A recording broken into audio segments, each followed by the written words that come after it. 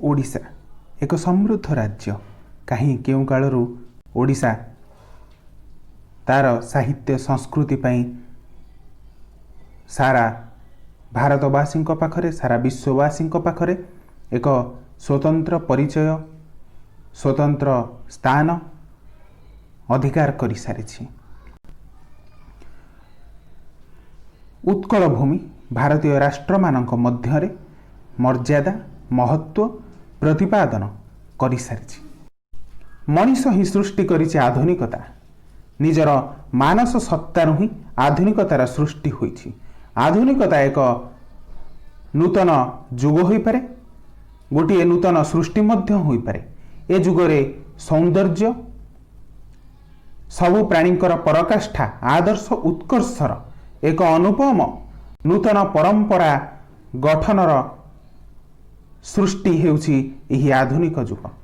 सृष्ट होइथिला मध्य पुरातन परंपरार विनाश बा पुरातन परंपरा जेतेबेले विनाश हो जाइथिला, पुरातन परंपरा जेतेबेले संपूर्ण भावरे बा आंशिक भावरे कमी कमी आसुथिला, सेतेबेले एही आधुनिक जुग उत्थान होइथिला बा आधुनिक जुगर सेतेबेले मर्यादा बढ़ीथिला बा लेखालेखि करथिला आधुनिक जुगरे कवि साहित्यिक माने। आधुनिकता हेउछि आत्मचेतनर व्यक्तिर जीवन और जगत को उन्मोचित करिबार अविनाश प्रयास माध्य। प्रकृति रे कहिबाकू गले आधुनिकता कौन बा आमे प्रथमे जानिबा आधुनिकता कौन। अधुना शब्द ही आधुनिकतार सृष्टि होइछि। आधुनिक शब्द को बुझाउथिबा एक अनुभव जहाकू आधुनिकतार भाव कुहा जाई पारे। पुणी मन को आसी थाए सांप्रतिक एवं नूतन यही दुईटी शब्द। यही दुईटी शब्दर परिवर्तित दृष्टिभंगी हेउछि एही आधुनिकता। प्राचीन ओडिया साहित्य रे राधानाथଙ୍କ आविर्भाव पर्यंत साहित्य गद्यमय नथिला। राधानाथଙ୍କର समय रे एही गद्यर सृष्टि होइछि बा राधानाथ जदि आमे देखिबा को जिबा राधानाथ प्रथम प्रबंधर सृष्टि करिसंती विवेकी। अभाव देखा जाई थाए से कालर गद्य रचना बा प्राचीन काल गद्य रचनार अभाव परिलक्षित होई थाए। लोके काव्य को गान करुथिले मात्र काव्य को कई पाठ करू नथिले, कारण लोक माने से समय रे सामान्य अपंडित थिले बा कहिबाउ गले निरक्षर थिले। से माने सांगीतिकता को बुझी पारुथिले बा संगीत धर्मिता को बुझी पारुथिले। सेहिथि पई से माने गीतटी को काव्यटी को गान करि चालुथिले, मात्र ताहाकू पाठ करू नथिले बा ताहार आंतरिक भावधारा कौन ताहाकू से माने बुझु नथिले। बा साधारण अर्थर कहियाउ गले से माने आंगिक भावधारा को बुझी ताहाकू पाठ करुथिला बेले आत्मिक भावधारा को से माने बुझिबा को चेष्टा करू नथिले। सेथि पई से माने ताहाकू केवल गान उद्देश्य रे ही रखिथिले, पाठ उद्देश्य रे नुहे। सही काव्य गुड़ी को बा जो पद्य समूह को एहार मुख्य स्वर थिला आध्यात्मिकता। आध्यात्मिकता पुणी कौन दुई भाग रे विभक्त। ही आध्यात्मिकता तत्कालीन समय रे गोटे होची राम काव्य, गोटे होची कृष्ण काव्य। राम को जो भित्ति करी रामंकर चरित्र को नहीं रामंकर कथावस्तु को नहीं रचित होउथिबा काव्य होची राम काव्य। कृष्णଙ୍କ काव्य होची कृष्णଙ୍କର कथावस्तु, कृष्णଙ୍କର चरित्र, कृष्णଙ୍କର भाव सत्ता को नहीं रचित होउथिला कृष्ण काव्य। एही दुई भाग रे विभक्त थिला काव्यराजी।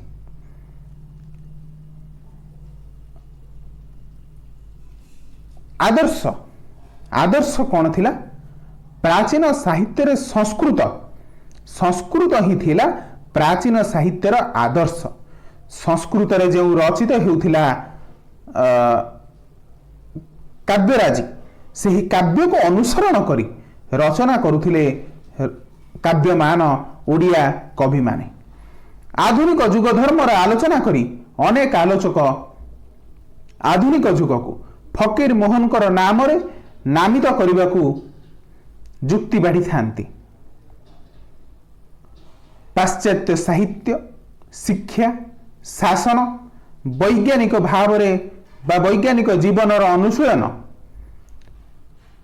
यही सब फल साहित्य एक विवर्तन सृष्टि होइथिला। से विवर्तन आनिथिले किए?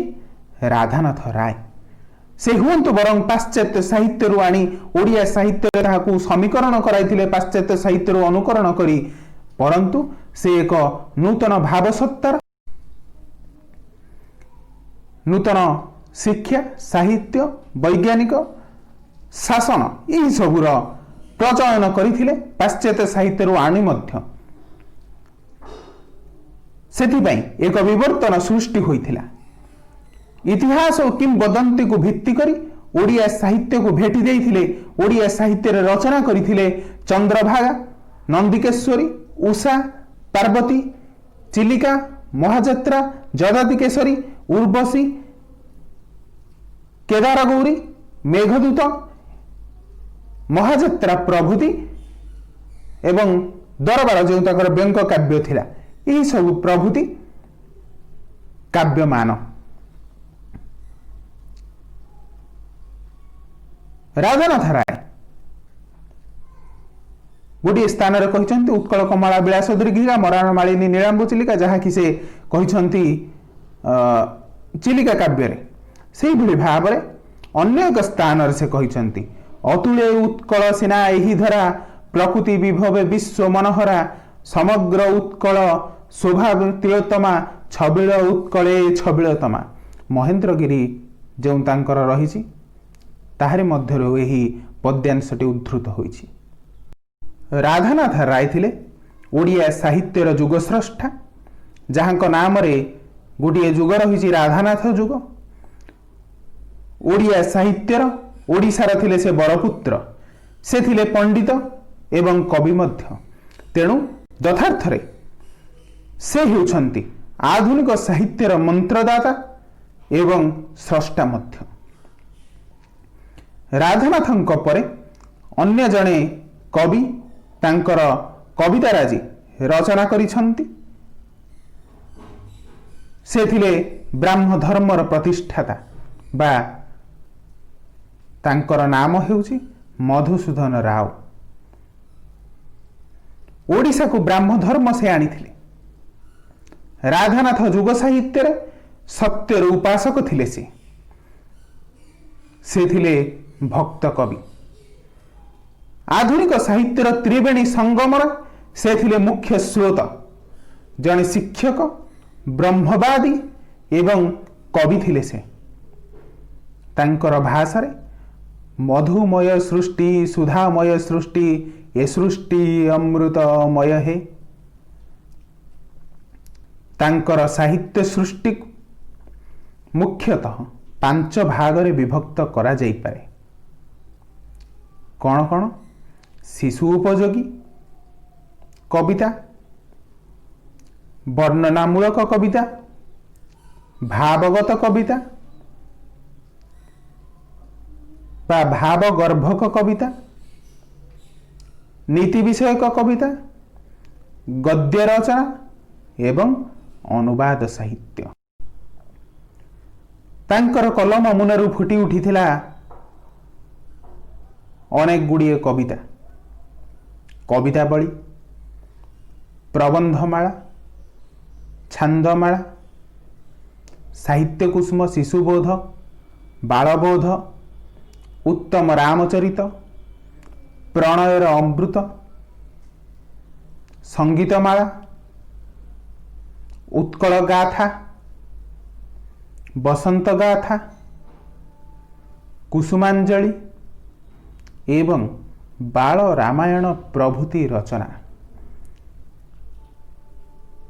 वास्तव में तांकर साहित्य कृति जोगु आज सारा ओडिशावासी गर्वित।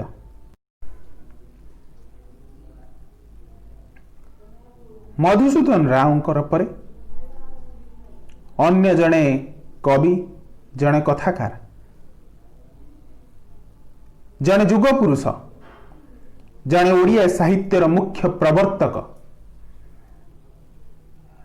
जड़े युगस्रष्टा, हुए तो से युगस्रष्टा भावरे वास्तविक युगस्रष्टा भावरे तांकर नाम चर्चित होउथिले मध्य युगस्रष्टा भावरे तांकु नामित करा जाई नाही। तांकर साहित्यिक व्यक्तित्व मलिन न पड़ी पारे एथिपाई जे तांकु युगस्रष्टा कुहा गला नाही, कारण तांकर साहित्य राजी एते समृद्ध थिला। सेथिपाई से थिले ओडिया सम्राट, ओडियार कथा सम्राट, व्यास कवि फकीरमोहन सेनापति। से मध्य अनेक कविता राजी रचना करि जाइछन्ति।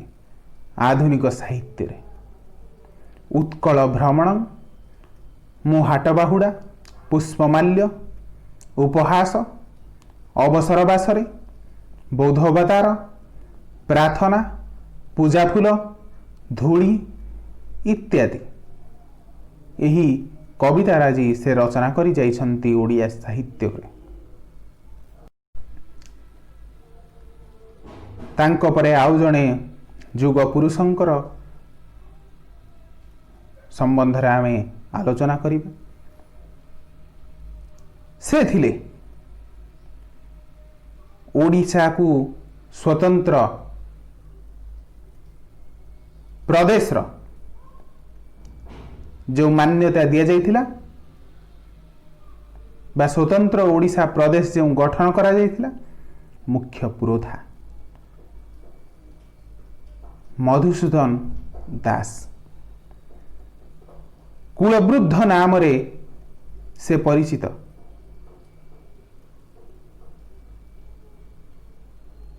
से थिले उत्कल देशर जातीय जीवनर निर्माता। जातीय संस्कृति तांकर स्थान थिला अनन्य। मधुसूदनकर मात्र 7 गोटी कविता संकलन बा कविता गुच्छ 7 गोटी रही अछि। तांकर भाषा रे माँ माँ बोली केते मु खोजिली, माँ को पाइली नाही, भाई भाई बोली केते मु खोजिली, नदेले उत्तर केही, यही भली भावरे से रचना करि जाइछन्ति 7 गोटी कविता गुच्छ। सही परी कीचकबध तपस्विनी भली काव्यराजी रचना करी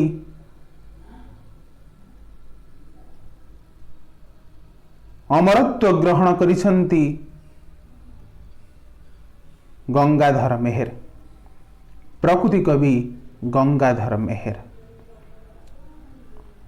से थिले जणे दरिद्र कवि, मात्र कविता काव्य रचना करिबारे थिले से धुरंधर। तांकर दरिद्रता ही कहा जाए जे तांकर दरिद्रता ही तांकर काव्य रचना करिबार मुख्य उपादान थिला।